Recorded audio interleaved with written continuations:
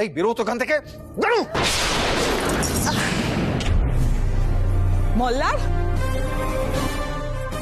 উনি তো তোমার মা। আমাকে শাসানোর সময় তো 10 বার করে বলতে মায়ের কথা মানতে হবে। এখন মায়ের লাঞ্ছনা হচ্ছে, ছেলে হয়ে সেটা দাঁড়িয়ে দাঁড়িয়ে দেখছো। যত জুলুম সব মেয়েদের বেলায়। কি হয়েছে রঞ্জা, আমায় বলো। তুমি ঠিক আছো তো? না সোহিনী আন্টি, ঠিক নেই। ওনাকে ঘাড় ধাক্কা দিয়ে বার করে দিচ্ছিল এরা।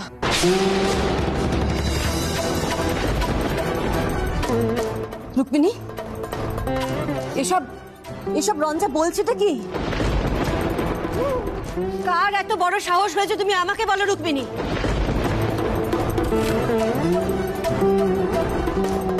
বাবা, আপনি বরাবর বলেন আমি প্রতিবাদী, বরাবর বলেন আমার তেজ খুব বেশি, কিন্তু সেই বৌমা এতগুলো বছর ধরে আপনাদের সেবা যত্ন করে গেল, তাকে তাকে ঘাড় ধাক্কা দিয়ে বাড়ি থেকে বের করে দেওয়া হচ্ছিল।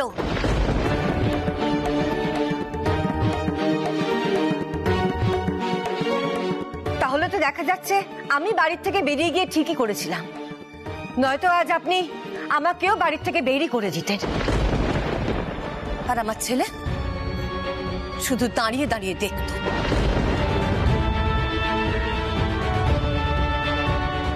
ঠাকুরপো, এই কাজটা নিশ্চয়ই তোমার। বড় বৌদি, আমি না দাদার মতো মেরুদণ্ডহীন নই। আমার স্ত্রী যদি বাবার বিরুদ্ধে গিয়ে কোনো কাজ করে আমি তাকে উপযুক্ত শিক্ষা দেবই। ওর যদি এত পা বেড়েছে, বেরিয়ে যাক বাড়ি থেকে।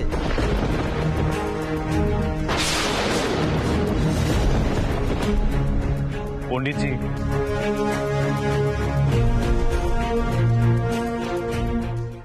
এই বাড়িতে এইসবই চলবে, তাই তো? এই বাড়িতে আসার সময় আমি একটা শর্ত দিয়েছিলাম, আমি যদি দেখি মেয়েদের অসম্মান হতে আমার সামনে যদি হয়, তাহলে সেই মুহূর্তে আমি এই বাড়ি ছেড়ে চলে যাব। এটা কিন্তু আমি বলেছিলাম।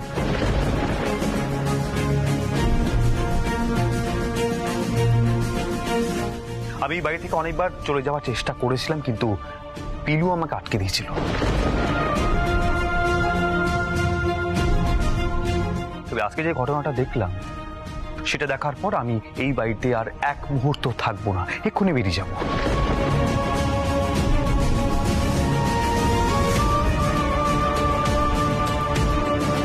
সঙ্গে করে কাকিমাকেও নিয়ে যাব।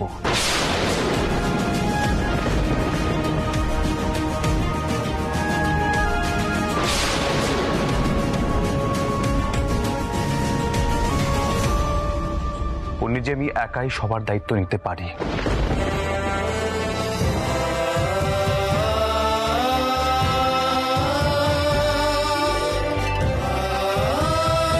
এইটুকু যোগ্যতা আমার আছে।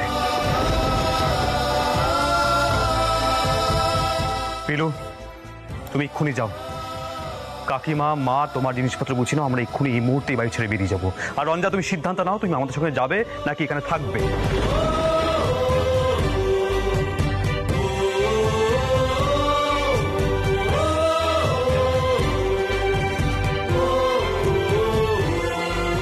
আহির, তুই যেন বড্ড বেশি বাড়াবাড়ি করিস রে। কি এমন হয়েছে? ওরে বাবা, একটু রাগারাগি হয়েছে। ছোট বউ দাদাকে অসম্মান করেছে, তাই সুকুমার এত রেগে গেছে। ও দাদা, তুমি কিছু বলো। কি বলার আছে বলতো বিজয়া? কিছু হলেই তো সবাই আমার দিকে বন্দুক তুলে দেয়। আরে বাবা, আমারও তো কিছু মূল্যবোধ আছে, নিজস্ব দৃষ্টিভঙ্গি আছে, এগুলো সব ভুল।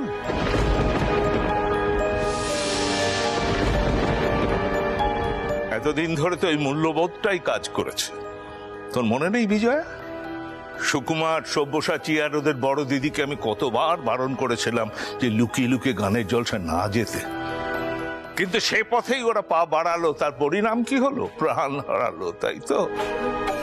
আর এই যে মল্লিকা, সেদিন ছোট বউয়ের অনুমতি নিয়ে মন্দিরে গেল, তার ফলটা কি হলো? ক্ষমা করবেন পণ্ডিতজি, শেষটা কিন্তু মল্লিকার সাথে খুব একটা খারাপ হয়নি। বরং মল্লিকা রঙ্গনের সঙ্গে একটা সুস্থ ও ভালো জীবন শুরু করতে চলেছে।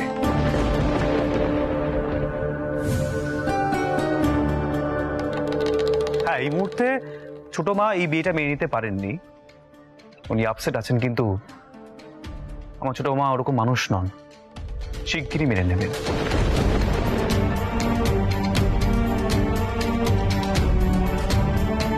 দাদু, আমি একটা কথা বলি, আপনারা সকলে সবকিছু ভুলে গিয়ে একটাবার মল্লিকা দিদিকে ডেকে দেখুন না, সে কেমন আছে। একদম বেশি চালাকি করার চেষ্টা করবে না তুমি। এই সুযোগে মল্লিকাকে বাড়িতে আনার চেষ্টা করছো তুমি, তাই না? সেটা হবার নয়। সুকুমার, যা হবার তা হয়েছে, ছোট বৌমাকে ঘরে যেতে বলো। ছোট বৌমা, আর ভবিষ্যতে কখনো এই ধরনের অনাচার করো না। আমার বুকটা ধরফড় করছে। কে অনার সৃষ্টি যে এ বাড়িতে চলছে সে ঈশ্বরই জানেন। একবার গুরুদেবের সঙ্গে যোগাযোগ করতে বিজয়া, দেখ উনি কি বলেন, যদি কোনো পুজো আর্চা বা শান্তি সস্থান করতে হয়।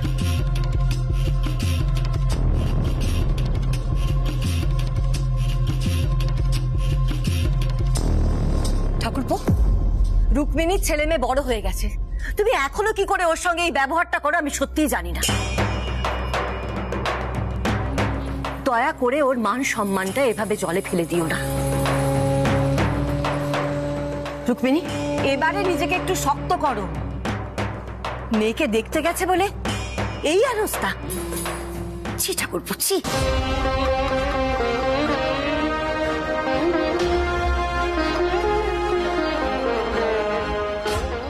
আর পিসিমা, আপনি কেন ঠাকুরপোকে আটকালেন না?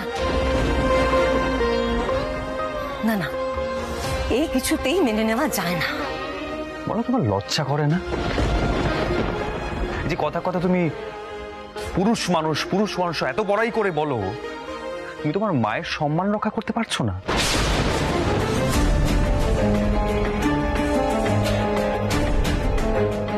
এই যদি পুরুষ মানুষের লক্ষণ হয় তাতে আমার কিছু বলার নেই। আমাকে তো ভাবতে হবে যে পৃথিবীতে পুরুষরা অতীব নিকৃষ্ট একটা জীব।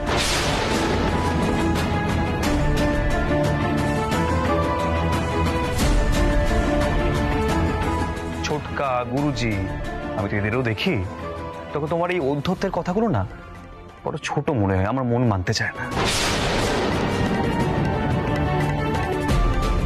কাকিমা, তুমি ঘরে যাও, মোল্লা যা খুশি বলুক। তোমাকে আমি একটা কথা বলে রাখছি, তোমার যদি কখনো কোনো সাহায্যের প্রয়োজন হয় তুমি একবার আমাকে ডেকো, তোমার পাশে আমি এসে দাঁড়াবো। আমি আমার মায়ের ছেলে হয়ে তোমার পাশে এসে দাঁড়াবো।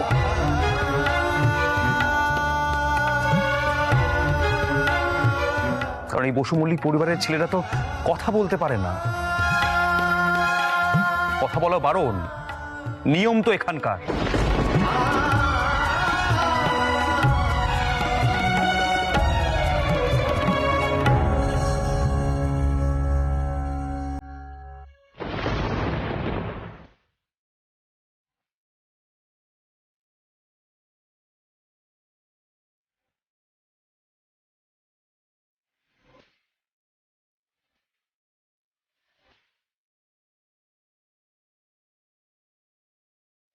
বিশ্রামী, তুমি গুরুদেবের সাথে যোগাযোগ করো। রোজ রোজ এই অশান্তি আর ভালো লাগছে না। আর বাবা, তোমাকেও বলি, কি দরকার ছিল সবার সামনে মাকে ঘাড় ধাক্কা দেওয়ার? বাইরের লোকজন রয়েছে বাড়ির মধ্যে, ঘরের কথা বাইরে গেলে তো বদনাম হবে। কি যে করো না।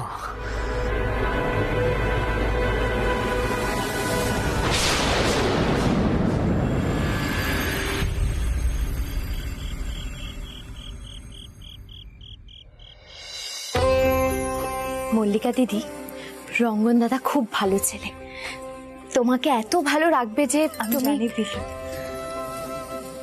সেটা আমি বুঝে গেছি। আমি ভাবছি আমি কতটা ভালো রাখতে পারবো ওনাকে। তোমার কোনো চিন্তা নেই বৌদি, আমার দাদার কিন্তু কোনো ডিমান্ড নেই, দেখবে তোমার কোনো প্রবলেম হবে না। একদম ডিমান্ডিং হাজবেন্ড নয়।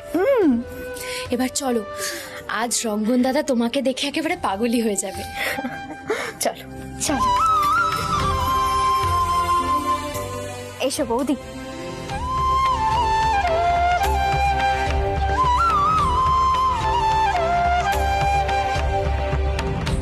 এখানে বসো।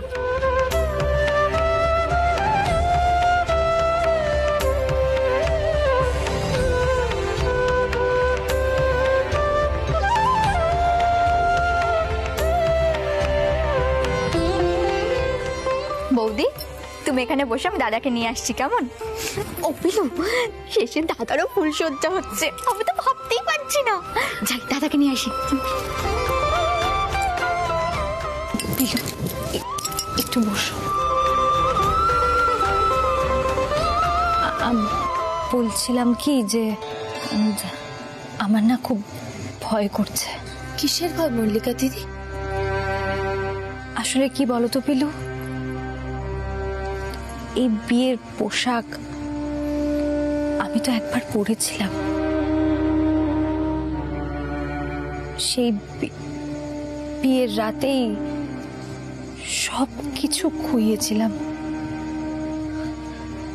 আমি অন্য কারোর জীবনের দুর্ভাগ্যের কারণ হতে চাই না পিলু। আমার না এই বিয়ের গোড়ার থেকেই একটা অদ্ভুত আশঙ্কা হচ্ছে জানো।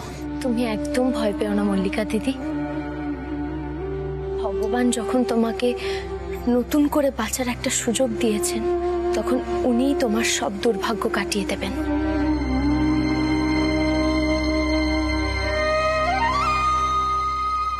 কি রে দাঁড়ালি কেন? ভেতরে চল চল, এত লজ্জা কিসের? হ্যাঁ পিলু, এই রঙ্গন, আমি বলছিলাম যে কি তোমরা এই ঘরে কি করছো? আরে ওদের একটু একা থাকতে তো চল, আজ কোনো নিয়ম টিয়ম মানতে হবে না। এই রঙ্গন, বলছি শোন না, দেখি শোন,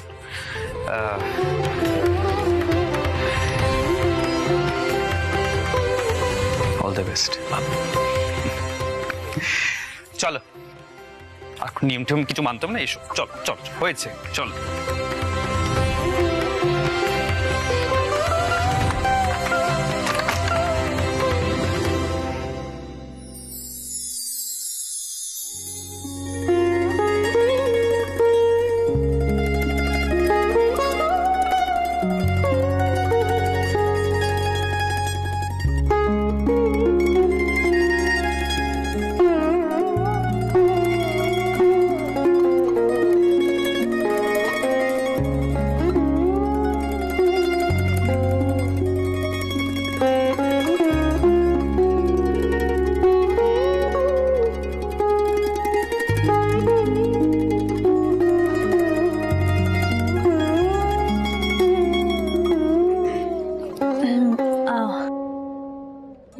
বলছিলাম যে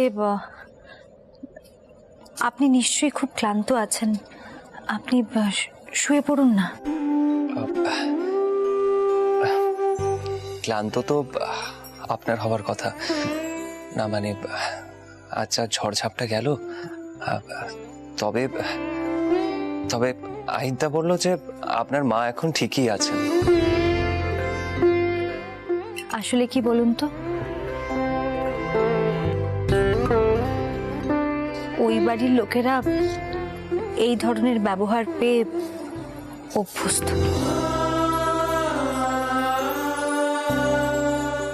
আপনারা এইসব কল্পনাও করতে পারবেন না।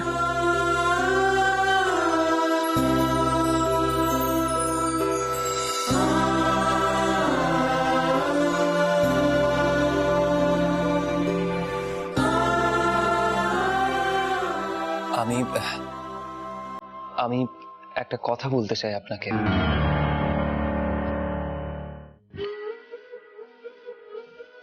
আজ তো আমাদের দুজনেরই একটা নতুন জীবন শুরু হলো।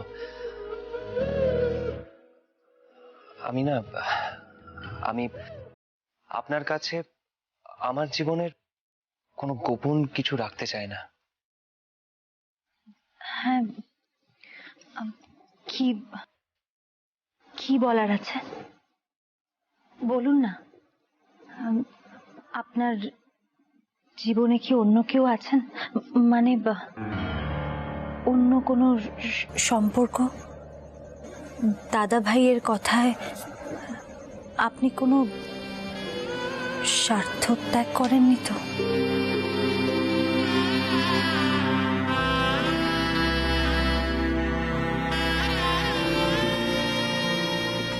আসলে আমি আমি একজনকে ভালোবাসতাম।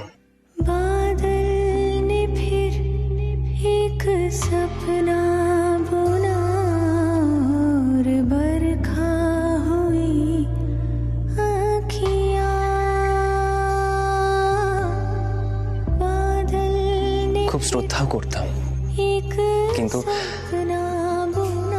কিন্তু আমার ভালোবাসার কথাটা আমি কখনো বলতে পারিনি। যেদিন সুরমণ্ডলটা বেহাত হয়ে গেল সেদিন, মানে সেই সময় আর কি, সিঞ্জিনী আমাকে বলল, মানে ওর নাম সিঞ্জিনী, ও আমাকে বলল যে আমাকে পছন্দ করে। কিন্তু কিন্তু তখন আমি কি করতাম বলুন? তারপর ওর বিয়ে হয়ে গেল। আমি শুধু আপনাকে একটাই কথা বলতে চাই,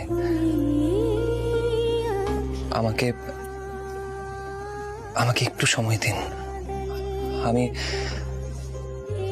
আমি চোখ বন্ধ করলে এখনো সিঞ্জিনীকে দেখতে পাই।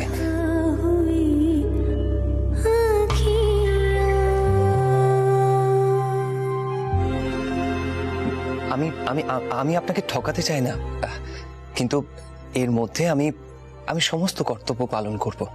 বিশ্বাস করুন, আপনি একদম চিন্তা করবেন না। আপনাকে একটা কথা বলবো? আমি গত জন্মে নিশ্চয়ই কোনো ভালো কাজ করেছিলাম, তাই ঈশ্বর আপনাকে আমার জীবনে এনে দিয়েছে। আপনি সময় নিন, আমি আপনার জন্য অপেক্ষা করব।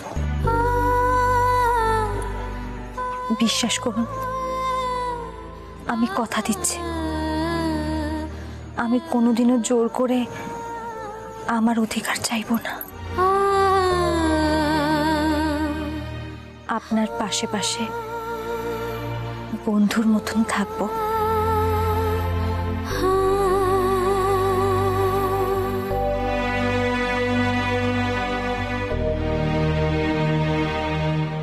ধন্যবাদ। আমি এটাই আশা করেছিলাম আপনার কাছ থেকে। একটা অনেক বড় ভার নেমে গেল।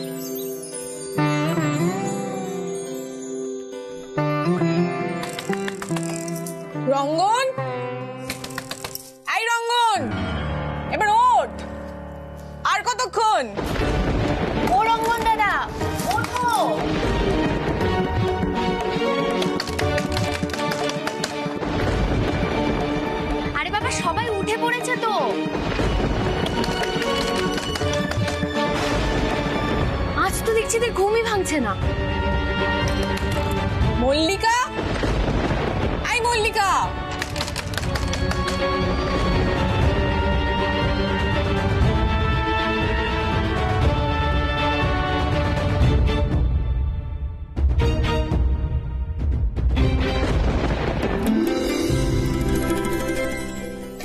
পিলু, কি ব্যাপার বলো তো? আজ তো এদের ঘুমই ভাঙছে না, একটু বেশি গাঢ় ঘুম হয়ে গেছে। এই রঙ্গন, কালকে সারা রাত ঘুমোসনি নাকি? ওঠ। তুই রঙ্গন বাবু শুনছেন?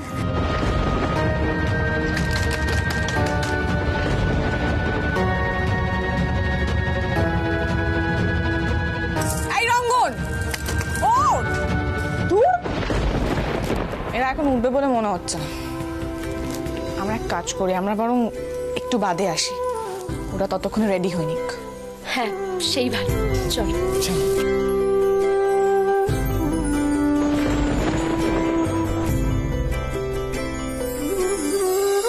রঙ্গন বাবু শুনছেন?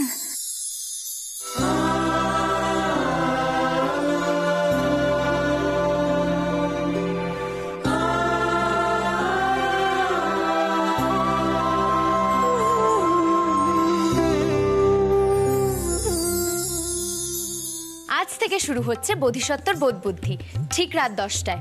আমি তো দেখবই, আপনারাও ভুলবেন না কিন্তু।